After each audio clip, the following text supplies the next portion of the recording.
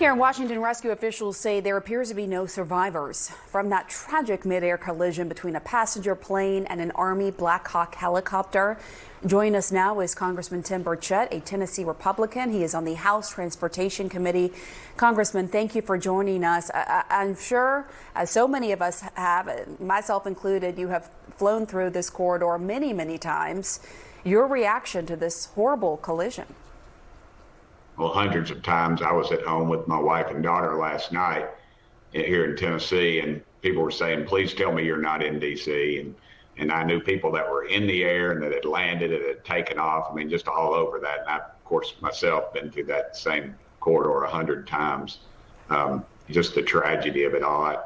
And I would caution folks, especially, my conservative friends on my side of the aisle, let's hold off on all the finger pointing till we really know what's going to happen on this, what has happened.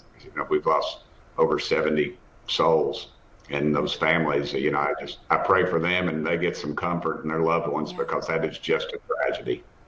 Yeah, I believe 64 were on the plane, 3 were in the Black Hawk helicopter. And, I know being on the Transportation Committee, you're likely getting information about what may have happened here. What can you tell us?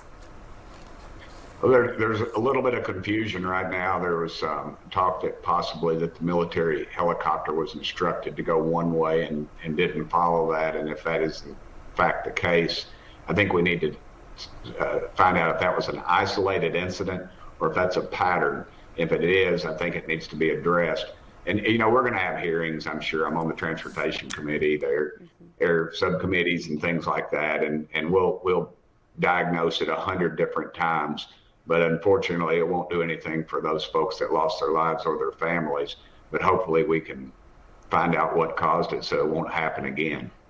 I think we have that sound from air traffic control that you were alluding to. Okay, we don't have the sound, but I'll read it. This is what it says. It says, from the tower, Pat 25 speaking to the Black Hawk helicopter, do you have the CRJ in sight? Then the tower said, Pat 25 passed behind the CRJ, and the helicopter pilot, Pat 25, has aircraft in sight, request visual separation. And so again, I just want to circle back to what you said. You were getting information that perhaps the Black Hawk helicopter didn't do as it was advised to do. Just help us better understand that and where that information is coming from, how verified it is. Well, I'd put it past the rumor stage. I mean, you have what you have right there, and if they'd followed those instructions, and I think what we have to find out first were those instructions delivered to that pilot in time for them to make an evasive move. I myself have been in airplanes where they've had to divert because there was another 2 different times. With the plane, the jets coming in, and then they have to divert and pull out because another plane is pulled across their flight plan or whatever you want to call it.